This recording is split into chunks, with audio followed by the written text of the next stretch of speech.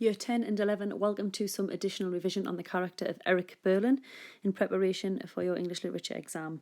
This is by no means everything you need, it's just an analysis of some key quotations if you are looking to push yourselves to the grades 7, 8 and 9.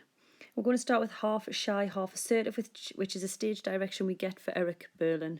We can see here that there's a juxtaposition between the adjective shy and the adjective assertive. It's foreshadowing that he is anxious about the future, especially under someone like his father. He is nervous about mistreating the poor. You could argue he's uncomfortable by the notion of capitalism, hence him being in this place that is half shy and half assertive. The next stage direction we get is an action, suddenly guffaws. I hope I've pronounced that right. It's this uncomfortable laugh, and it creates tension and unease, and it really foreshadows the inspector's arrival. So we can see here that Eric is not a man who is comfortable within himself. This serves to foreshadow him forcing himself on Eva Smith, but it also serves to foreshadow and underline Priestley's issue with capitalism as a value system, and as well, maybe not a value system, as a political system, and as a means that the country was using it, obviously in 1912 and in the 40s. So we see here that Eric has the ability to change. Assertive we want to hone in on again, because you want to be mentioning how that links to his later statement that he was in a state when a chap easily turns nasty and, as we know, forces himself on Eva. Squiffy is a quick one to remember as well about Eric being drunk, and his drinking problem represents the sin of gluttony, doesn't it? And don't forget, the other sin he's going to commit is lust, when he lusts after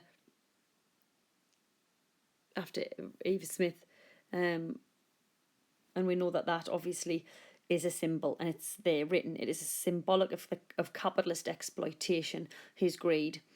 The pleasure that he searches for himself creates distress for Eva Smith.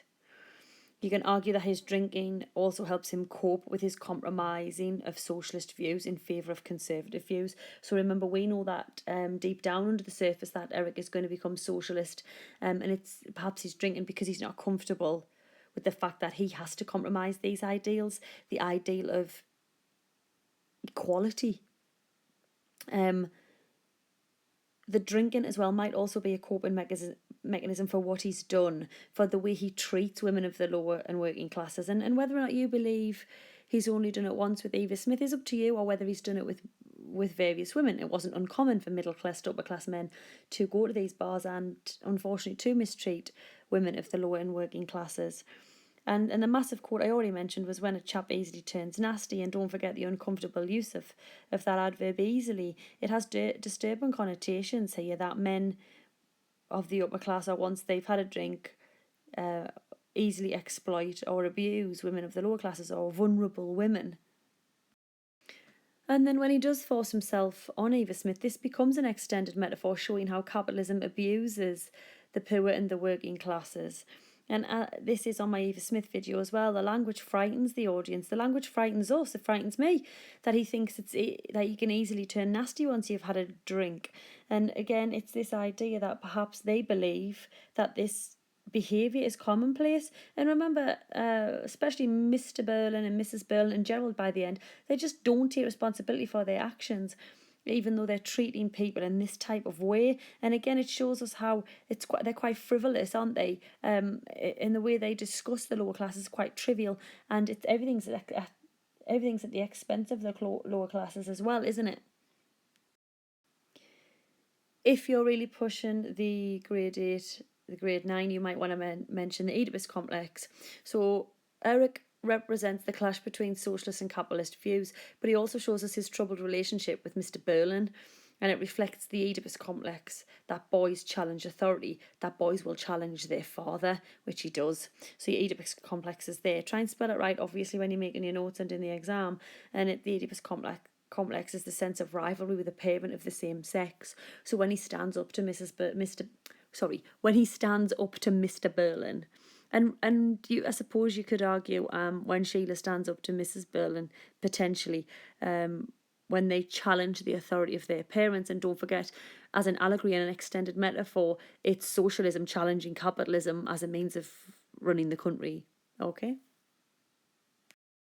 And finally, reality. Naturally, because he has wealth, the money has protected him from the real world. He has an immature worldview, doesn't he? Hence, him pursuing Eva for his own pleasure, and the way he treats us, very immature, very selfish. But what you've got to remember is from the very beginning, his change has been foreshadowed. Remember, we've had half shy, half assertive, and we also get him showing sympathy for the working class when he says to Mr. Birling, and it's a moment of the Oedipus complex, why shouldn't they try for higher wages? And that is foreshadowing. It is foreshadowing his change by the end of the play. Again, as I said, this is by no means everything. There's loads of quotations for Eric. I just wanted to do a couple of things that might help you to aim higher in terms of looking for your grade 7, your grade 8, your grade 9. If you need anything else, check my YouTube channel. Just type in Stacey Ray. If you want me on Twitter, it's @_Stacey_English. And massive good luck in your English literature exam.